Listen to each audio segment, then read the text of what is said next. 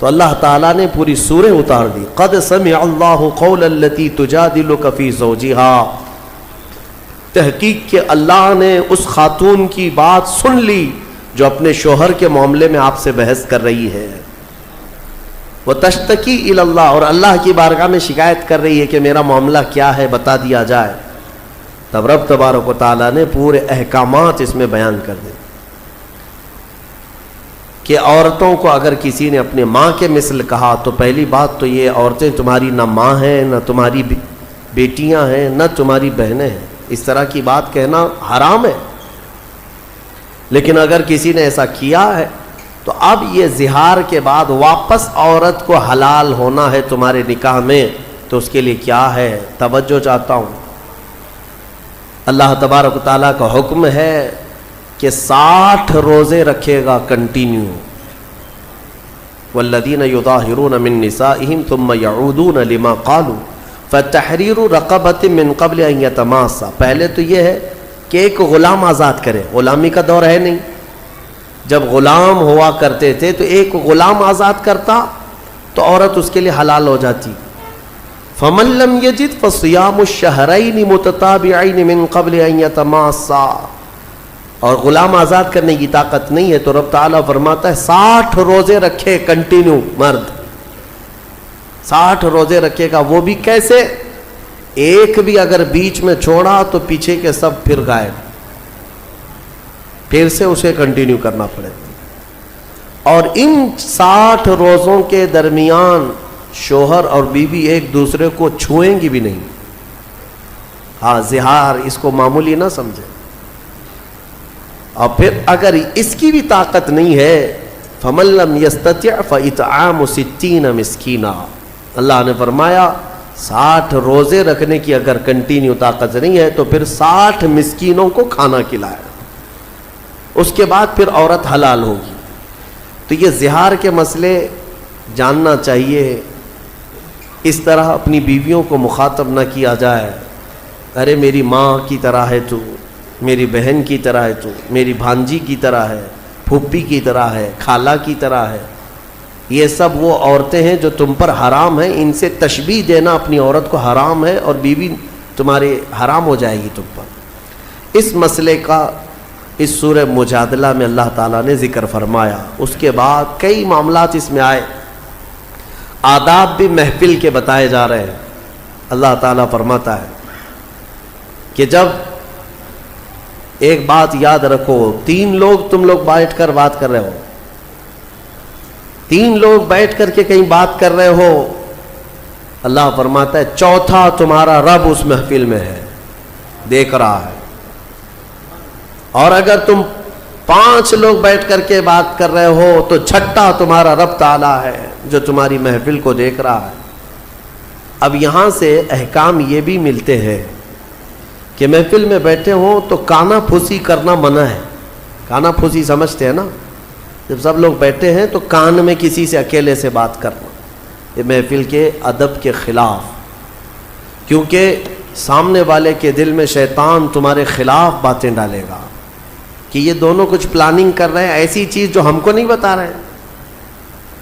اور یہاں سے دشمنیاں پیدا ہو جاتی ہیں.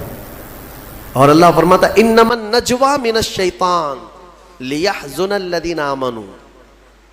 اللہ فرماتا ہے یہ کانا پھوسی کرنا یہ شیطان کی طرف سے ہوتا ہے، اور ایمان والوں کو بعد میں غمزدہ ہونا پڑے گا، غمگین ہونا پڑے گا.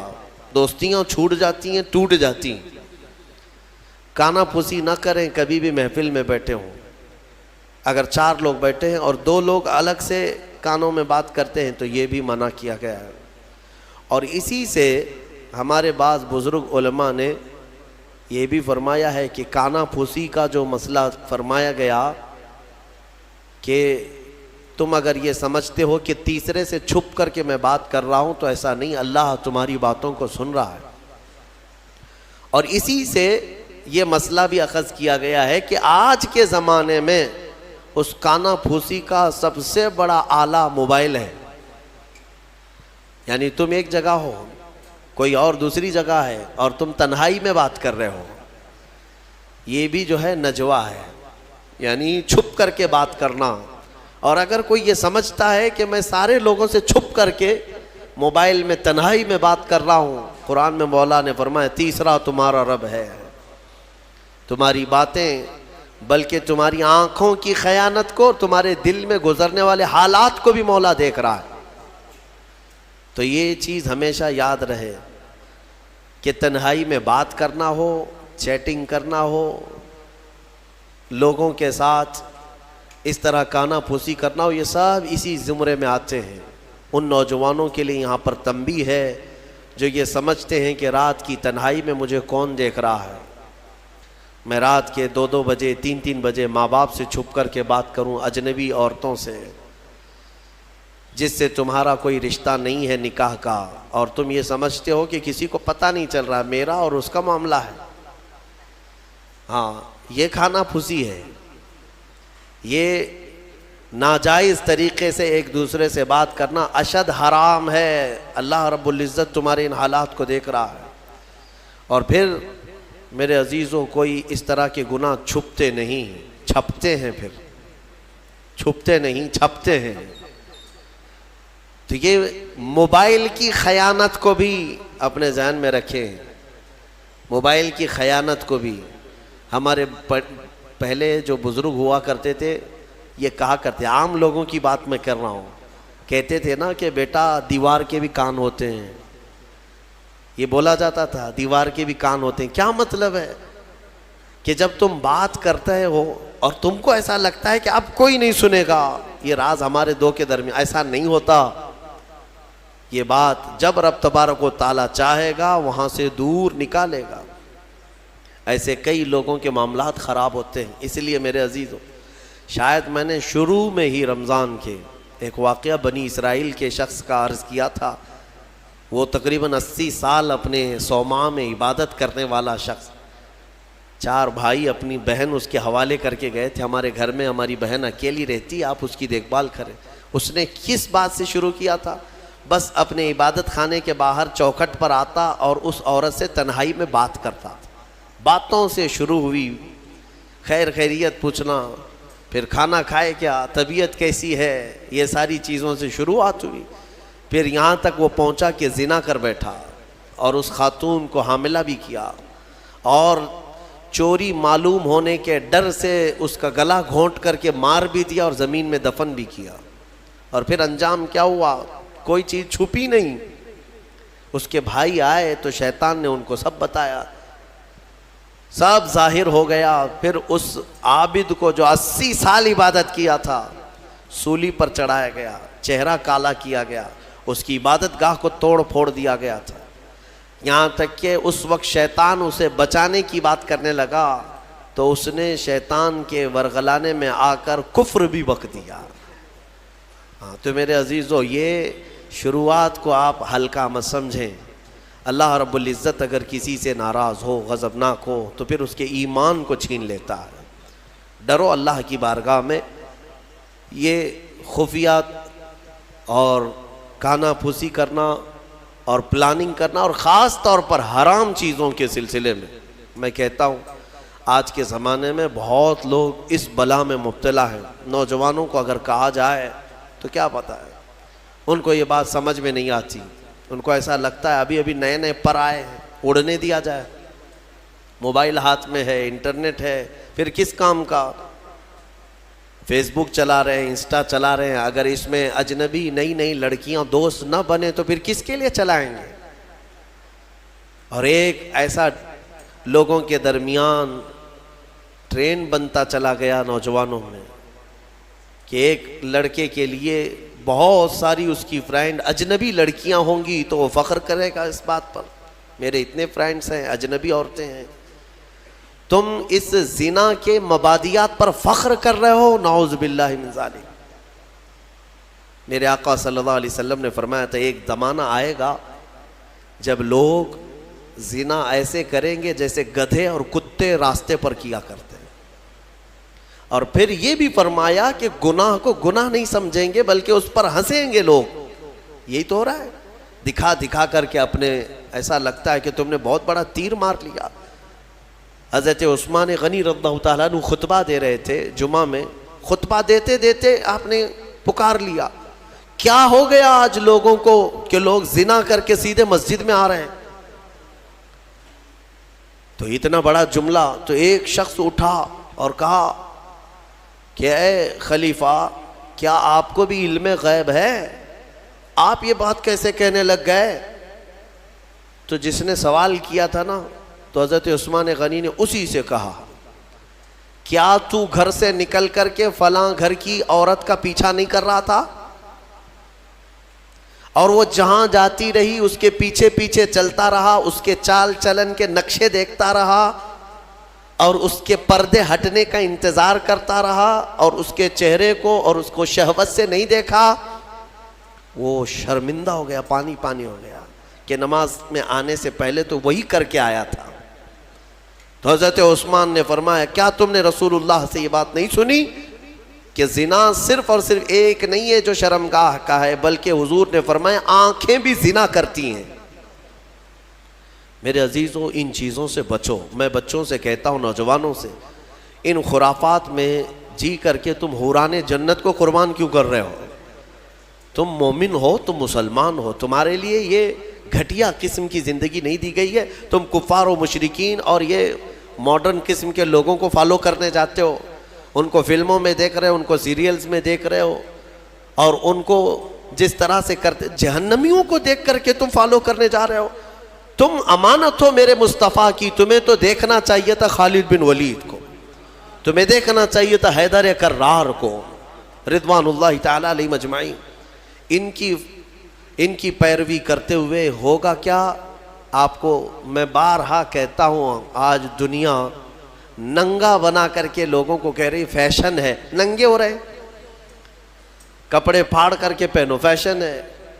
مرد کو جو ہے بالیاں پہنا دیں، نتنی پہنا دیں، چوڑیاں بھی پہنا دیں، بچا کچھ بھی نہیں ہے، اور وہ فیشن ہے. چوٹی بھی رکھ لیا، بالیاں بھی پہن لیا، نتنی بھی پہن لیا، چوڑیاں بھی پہن لیا، اور اس کے بعد وہ فیشنیبل آدمی ہے. فیشن ہے. اور عورت کو بیب کٹ ہے، اس کے بال ہی مڈا دو، اس کی ساری چیزیں، اور اس کو بالکل پینٹ شرٹ پر لے کر آؤ کہ پتہ ہی نہ چلے کہ بابا ہے کہ بیبی ہے، پتہ نہ چلے. اور اس چیز کو تم سمجھ رہے ہو کہ یہ فیشن ہے. اور اگر کپڑے پھاڑ کر پہننا، چھوٹے کپڑے پہننا، میں بارہا اس جملے کو کہتا ہوں، عورتیں یہ سمجھتی ہیں کہ شارٹس پہننا، بہت کم کپڑے پہننا یہ فیشن کی علامت ہے. تو بھینس تو سب سے زیادہ فیشنیبل ہے، وہ تو کچھ بھی نہیں پہنتی. گائے، یہ سب تو بہت فیشنیبل ہے کہ کچھ نہیں پہنتی. اگر ننگا ہونا ہی فیشن ہے تو جانور اچھا فیشن کرتے ہیں. تم کو اندازہ بھی نہیں، یہ جانوروں کی زندگی پر تمہیں لایا جا رہا ہے، تم فیشن کہہ رہے ہو اس کو. انسان وہ ہے کہ زمین پر چلے تو شرم و حیا کا پیکر بن کر کے چلے. میرے عزیزوں، یہاں پر یہ جو نجوہ کی بات آئی، اس کو میں آپ کے سامنے رکھا، اور مجلس کے آداب اللہ تعالیٰ فرماتا ہے وَإِذَا قِيلَ لَكُمْ تَفَسَّحُوا فِي الْمَجَالِسِ فَافْسَحُوا يَفْسَحِ اللَّهُ لَكُمْ. جب تم سے کہا جائے مجلس میں کسی آئے ہوئے مومن بھائی کے لیے جگہ دے دو تو جگہ دے دیا کرو.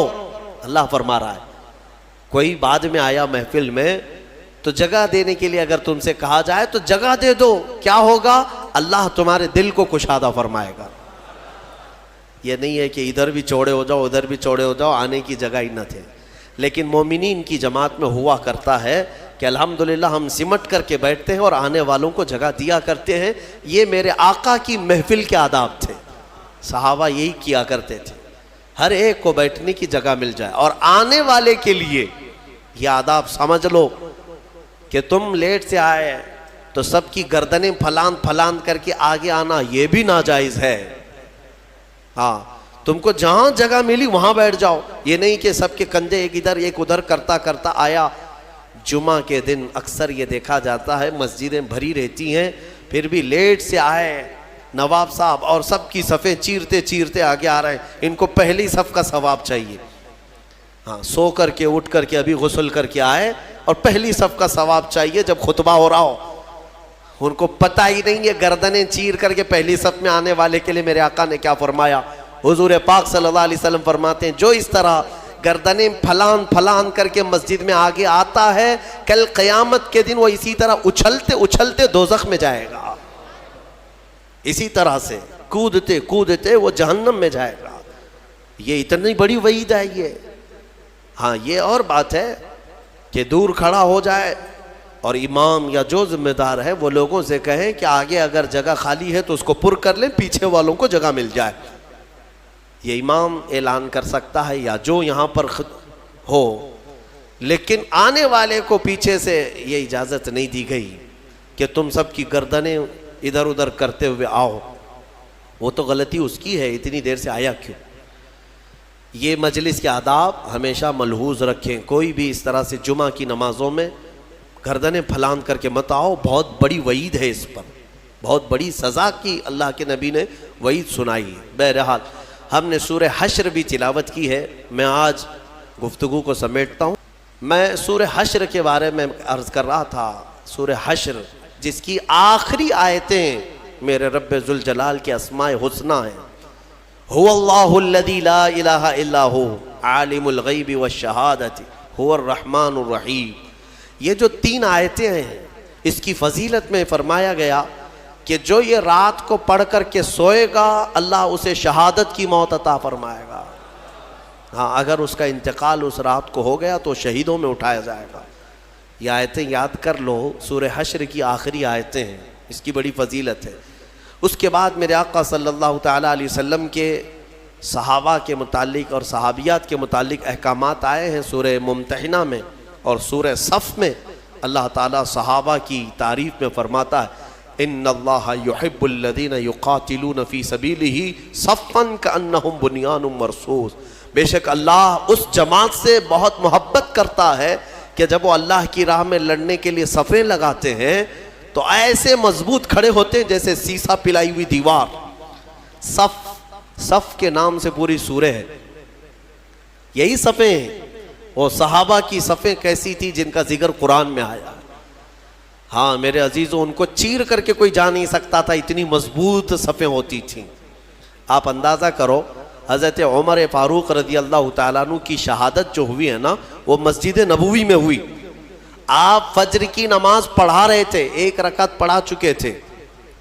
ابو لولو مجوسی یہ آیا، حضرت عمر فاروق رضی اللہ تعالیٰ عنہ سے اسے بغض تھی، بغض اور عداوت تھی، بغض رکھتا تھا۔ تو اس نے ایک خنجر اپنے جبے میں چھپا کر رکھا تھا اور پہلی صف میں آ کر کھڑا تھا۔ جب حضرت عمر نماز پڑھا رہے تھے، 1 رکعت ہوئی تو پیچھے سے اس نے حملہ کیا۔ وہ خنجر اتنا سخت تھا کہ پیٹھ سے سینے کی طرف باہر ہے اور حضرت عمر مصلی پر گر گئے۔ لیکن مسجد نبوی میں صحابہ سب نماز پڑھ رہے ہیں، نہ نماز توڑے، نہ بھاگو پکڑو دوڑو، کچھ نہیں۔ حضرت عمر مصلی پر رہے۔ حضرت عبد الرحمن بن عوف جو پیچھے کھڑے تھے آگے بڑھ گئے اور 1 رکعت آپ نے پڑھائی، کسی نے نماز توڑی نہیں۔ وقت کا خلیفہ زخمی ہوا ہے لیکن صحابہ کی نماز ٹوٹی نہیں۔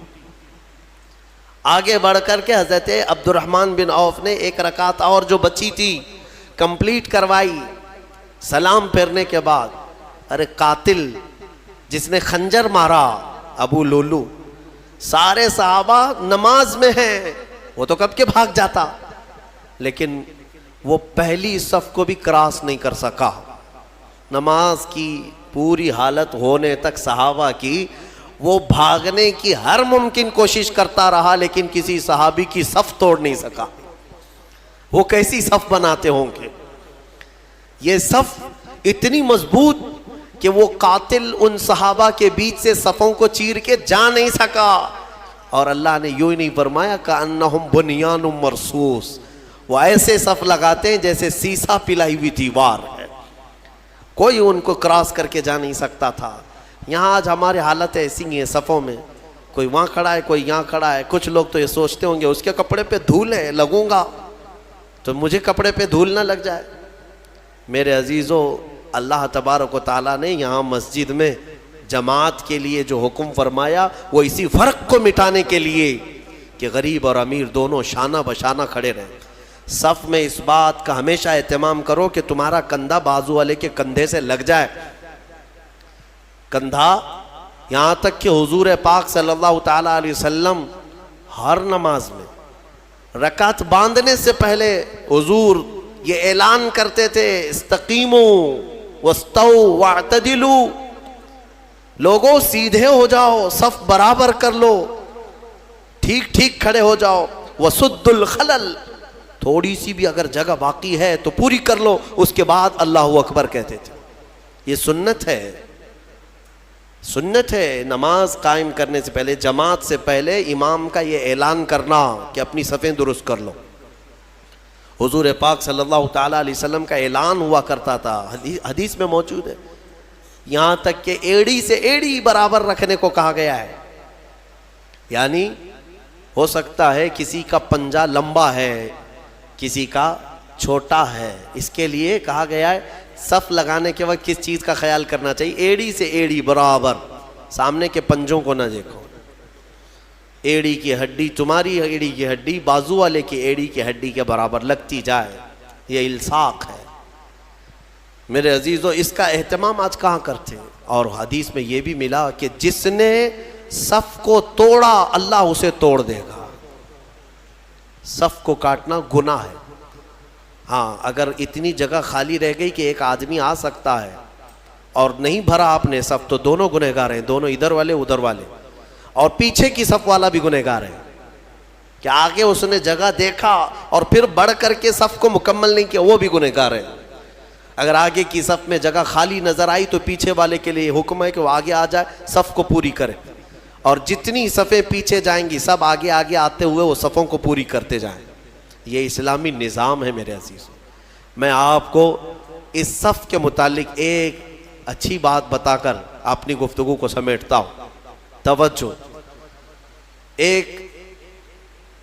ایک بڑے اسلامی اسکالر ہیں، انہوں نے ایک مغرب زدہ شخص ہے یورپ کا یا امریکہ کا، اس سے پوچھا کہ آپ کی جو ویل ٹرینڈ فوج ہے، سولجرز ہیں، امریکہ کی ہے، دنیا کی سب سے مضبوط فوج مانی جاتی ہے، آپ کے 10,000 فوج کو اگر میدان میں جمع کرنے کی بات آئی تو کتنی دیر لگے گی آپ کو ان فوجیوں کو ترتیب میں لانے کے لیے جو ٹرینڈ ہے؟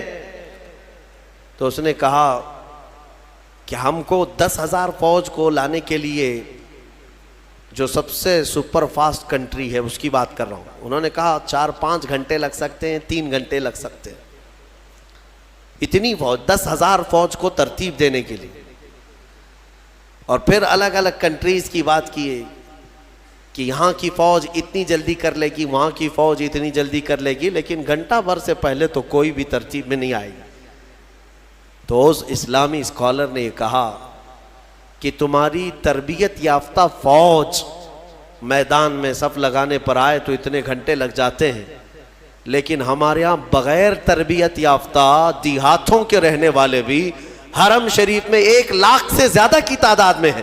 امام ادھر اللہ اکبر کہنے کے لیے کھڑا ہوتا ہے، 1 منٹ میں سب کی صفیں درست ہوتی ہیں.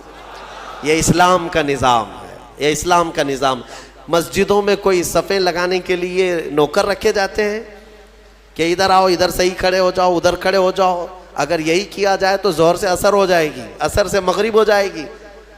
ہاں، یہاں کسی بھی مسجد میں کیا خادم رکھے جاتے ہیں صفوں کو صحیح کرانے کے لیے؟ سب کا چیک کر کے آؤ سیدھے کھڑے ہیں نہیں کھڑے ہیں؟ نہیں ہے. ہم تو اسکول میں بھی دیکھتے رہے کہ بچپن سے صفیں لگانے کے لیے 1 ہاتھ کے فاصلے پر کھڑے ہو جاؤ